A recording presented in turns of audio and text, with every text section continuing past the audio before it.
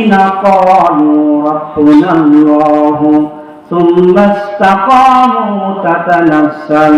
তাতানাজ্জালু আলাইহিমুল মালায়েকা আল্লা তাখাফু ওয়ালা তাহজানু ওয়াবশিরু বিল জান্নাহ। চিৎকার দিয়ে বলা যাবে নাকি আল্লাহু আকবার? আল্লাহ রাব্বুল আলামিন নিশ্চয় যারা বলে আমাদের রব আল্লাহ, আর এই রবের কথার উপরে যারা ইস্তেকামত থাকবে, রবের কথার উপরে যারা প্রতিষ্ঠিত থাকবে, আল্লাহ রাব্বুল আলামিন বলেন ওই ব্যক্তিটাকে যখন কবরের মধ্যে রাখা হবে, কবরের মধ্যে রাখার সঙ্গে সঙ্গে যখন ওই আমার বান্দাটাকে যখন তিনটা প্রশ্ন করা হবে। এক নাম্বার প্রশ্ন করা হবে, মান রব্বুকা, তোমার রবকে। ও আল্লাহর বান্দা, তোমার রবকে। আমার বান্দা যদি দুনিয়ার বুকে রবকে রব বলে স্বীকার করে নাই, রবের কথার উপরে যদি অবিচল থাকে, ইস্তেকামত থাকে, আল্লাহ রাব্বুল আলামিন সঙ্গে সঙ্গে কবরের মধ্যে ফেরেশতা নাজিল করে দেয়। চিৎকার দিয়ে বলা যাবে নাকি সুবহানাল্লাহ? আল্লাহ রাব্বুল আলামিন কবরের মধ্যে ফেরেশতা নাজিল করে বলেন, কবরবাসী ভয় বাণী দিয়ে বলেন, ও আল্লাহর বান্দা বান্দীরা, দুনিয়ার বুকে ঘুমকে হারাম করে দিয়ে তাহাজ্জুদের নামাজ আদায় করেছ, আল্লাহ তাআলার খুশির জন্য রোজা রেখেছো, আল্লাহ তাআলার খুশির জন্য তোমরা কোরআনুল কারীম অধ্যয়ন করেছো। ও আল্লাহর বান্দা বান্দীরা, আল্লাহ তাখাফু ওয়ালা তাহজানু, আজ এই কবরের মধ্যে তোমার কোনো ভয় নাই, তোমার কোনো চিন্তা নাই। চিৎকার দিয়ে বলা যাবে নাকি একবার সুবহানাল্লাহ? আমার ভাইরা, কবরের মধ্যে যখন রাখা হবে, এক নম্বর প্রশ্ন বান্দা তোমাকে করা হবে, তোমার রবকে। তুমি যদি এই দুনিয়ার বুকে আল্লাহ তাআলাকে রব হিসাবে স্বীকার করে নাও, আল্লাহর দাসত্ব যদি সঠিকভাবে করে নাও, আল্লাহর কোরআন যদি সঠিকভাবে করে নাও, তুমি যদি মারা যাও বান্দা, তোমার কবরের পাশে আল্লাহ রাব্বুল আলামিন এরকম রহমতের ফেরেশতা নাজিল করে দিয়ে বলবেন, আল্লাহ তাখাফু ওয়ালা তাহজানু, তোমার কোনো ভয় নাই, তোমার কোনো চিন্তা নেই। চিৎকার দিয়ে বলা যাবে নাকি সুবহানাল্লাহ? দুই নম্বর প্রশ্ন করা হবে কবরের মধ্যে, বান্দা রে ওমা দিনুকা, এই দুনিয়ার বুকে তুমি বসবাস করতে গিয়ে তুমি কোন ধর্মের উপরে তোমার জীবন যাপন তুমি কাটিয়েছো? আল্লাহ রাব্বুল আলামিন সঙ্গে সঙ্গে ফেরেশতা নাজিল করে দিয়ে বলবেন, ও মুনকার নাকির, শুনে নাও, আমার বান্দা দিনের উপরে অবিচল থেকে ইসলামকে উজ্জীবিত করার জন্য বুকের রক্ত, তাজা রক্তগুলো ঢেলে দিয়েছে, নিজেকে শহীদ হিসেবে দাবি করেছে। মুনকার নাকির ফেরেশতারা, খবরদার খবরদার বেয়াদবি করিস না। আল্লা তাখাফু ওয়ালা তাহজানু ওয়া আবশিরু বিল জান্নাহ। আল্লাহ রাব্বুল আলামিন বলবেন, আল্লাহ তাখাফু ওয়ালা তাহজানু, তোমার কোনো ভয় নাই, তোমার কোনো চিন্তা নাই। ও আমার ফেরেশতারা, আমার বান্দার জন্য তুমি জান্নাতুল ফেরদাউসের সুসংবাদ দিয়ে দাও। চিৎকার দিয়ে বলা যাবে নাকি সুবহানাল্লাহ? আমার ভাইরা, এই দুনিয়ার বুকে যারা মুসলমান হিসাবে দাবি করবে, যারা বিশ্বনবীকে নেতা হিসাবে মেনে নিয়েছে, যারা বিশ্বনবীর আদর্শে দুনিয়ায় জীবন যাপন করেছে, বিশ্বনবীর ফটো, বিশ্বনবীর ছবি সেদিন ওই কবরবাসীর সামনে, মুর্দারের সামনে এসে ধরা হবে, মান হাযা রাজুল, এই ব্যক্তিকে। আপনি যদি বিশ্বনবীকে নেতা হিসেবে মেনে নেন, বিশ্বনবীর আদর্শে আপনি যদি জীবন যাপন করেন, বিশ্বনবীর আদর্শ দুনিয়ায় প্রতিষ্ঠিত হোক, আপনি যদি চান, আল্লাহ রাব্বুল আলামিন তাৎক্ষণিক ফেরেশতা নাজিল করে দিয়ে বলবেন, বান্দারা, আল্লাহ তাখাফু ওয়ালা তাহজান, তোমার কোনো ভয় নাই, তোমার কোনো চিন্তা নাই, তুমি জান্নাতুল ফেরদাউসের সুসংবাদ গ্রহণ করো। চিৎকার দিয়ে বলা যাবে নাকি সুবহানাল্লাহ? আমার ভাইরা, ওই ব্যক্তিটা যদি জান্নাতি হয়ে যায়, জান্নাতি হয়ে গেলে আল্লাহর ফেরেশতা বলবেন, ও আল্লাহর বান্দারা, দুনিয়ার বুকে অনেক কষ্ট করেছো, অনেক কষ্ট সহ্য করেছো, দুনিয়ার বুকে অনেক কষ্ট সহ্য করার পরেও আল্লাহর দাসত্ব থেকে ভুলো নাই, আল্লাহর ইবাদত থেকে ভুলো নাই। ও আল্লাহর বান্দারা, যতকাল কিয়ামত না হওয়া পর্যন্ত এই কবরের মধ্যে শুয়ে শুয়ে ঘুমাও আর জান্নাতের হাওয়া সেট করে দিয়ে তুমি আরাম ফরমাও। চিৎকার দিয়ে বলা যাবে নাকি সুবহানাল্লাহ? ভালো লাগে? সারি দেই নাকি? সারি দেই।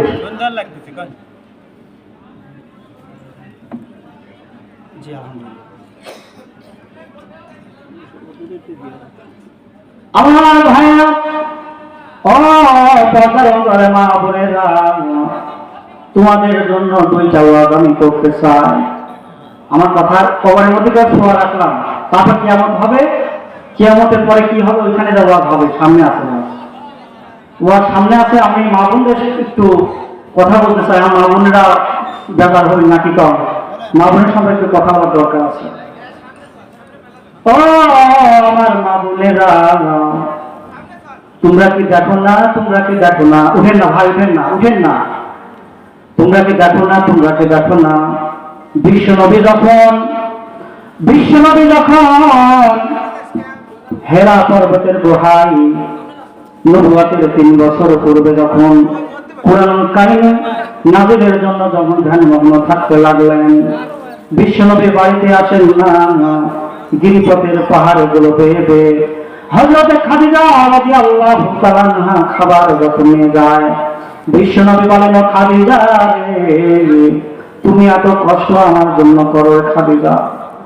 আল্লাহ নবী বিশ্বনবী খাদিজাকে বলে, খাদিজা রে, এত কষ্ট তুমি আমার জন্য করো।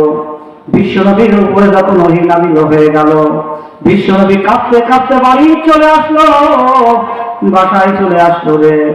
এসে বলে, খাদিজা রে, ঝামিলনি, ও খাদিজা রে, আমি হয়তো আর দুনিয়ায় বেশি দিন বাঁচবো না, আমাকে কম্বল দিয়ে জড়ায় দাও, কম্বল দিয়ে মোড়ায় দাও। চিৎকার দিয়ে বলা যাবে নাকি একবার সুবহানাল্লাহ? আমার ভাইরা রে, আমিনপুরবাসী রে, বিশ্বনবী বাসায় চলে আসলেন।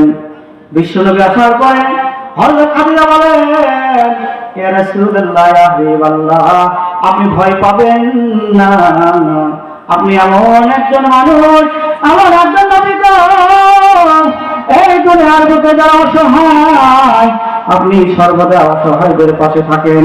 এই দুনিয়ার বুকে যারা মাজলুম, এই দুনিয়ার বুকে যারা অত্যাচারিত, এই অত্যাচারীদের পাশেও আপনি থাকেন। চিৎকার দিয়ে বলা যাবে নাকি একবার সুবহানাল্লাহ? আমার ভাইরা রে, এই খাদিজা রাদিয়াল্লাহু তাআলা আনহা ইসলাম যখন নিভু ভাব, বিশ্বনবীকে সঙ্গ দিয়ে, বিশ্বনবীকে সাহস দিয়ে ইসলাম এমন ভাবে প্রতিষ্ঠিত করে দিলেন, মাসিক থেকে মাগরিব পর্যন্ত হযরত খাদিজার কারণে, খাদিজার অবদানের কারণে, হযরত খাদিজার অবদানের কারণে আল্লাহ রাব্বুল আলামিন ইসলামটাকে সারা বিশ্বে প্রচার এবং প্রসার ঘটিয়ে দিয়েছেন। চিৎকার দিয়ে বলা যাবে না সুবহানাল্লাহ?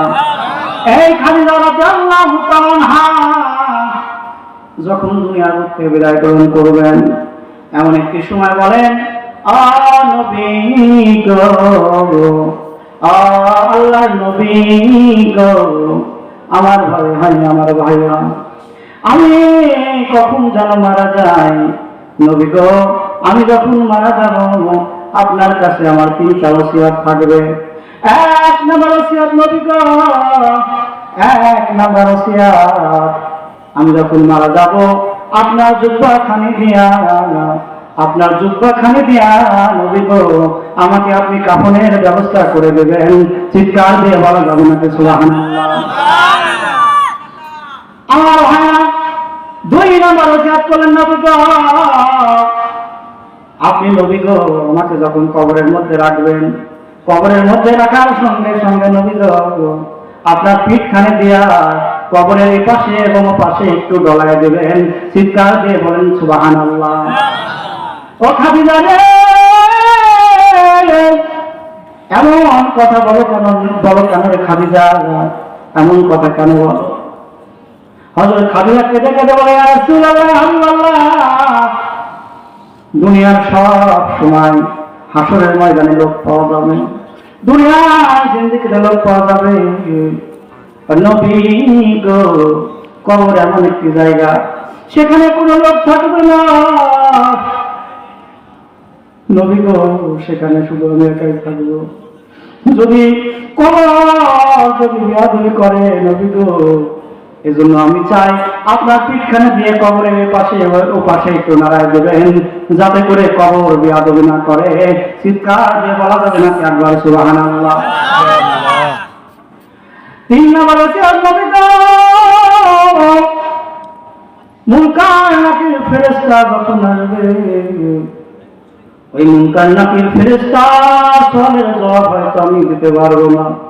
ও নবী গো, ওই মুনকার নাকির ফেরেশতার সওয়ালের জবাব আপনি নিজেই বসে থেকে ওখানে দিয়ে তারপরে নবী গো আপনি বাসায় আসবেন। চিৎকার দিয়ে বলা যাবে নাকি সুবহানাল্লাহ? আল্লাহ রাব্বুল আলামিন আসমান থেকে সমস্ত কিছু দেখছেন, সমস্ত অভিনয় দেখছেন।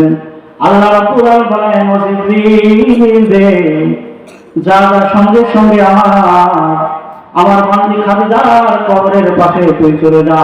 চিৎকার দিয়ে বলা যাবে না সুবহানাল্লাহ? আমার আমি পুরবাসীরা দিলটা একটু নরম করে দাও, গভীর মনোযোগ দাও। হযরত খাদিজা রাদিয়াল্লাহু তাআলা আনহার কথা শুনে আল্লাহ রাব্বুল আলামিন আসমান থেকে জিবরাইল আলাইহিস সালামকে পাঠিয়ে দিলেন। পাঠানোর সঙ্গে সঙ্গে নবীকে জানিয়ে দিলেন, নবী গো, আল্লাহ রাব্বুল আলামিন খাদিজার সব প্রশ্নের মুনকার নাকির সওয়ালের জবাব আল্লাহ রাব্বুল আলামিন আরশে আজিম থেকে দিয়ে দিয়েছেন। চিৎকার দিয়ে বলা যাবে নাকি সুবহানাল্লাহ?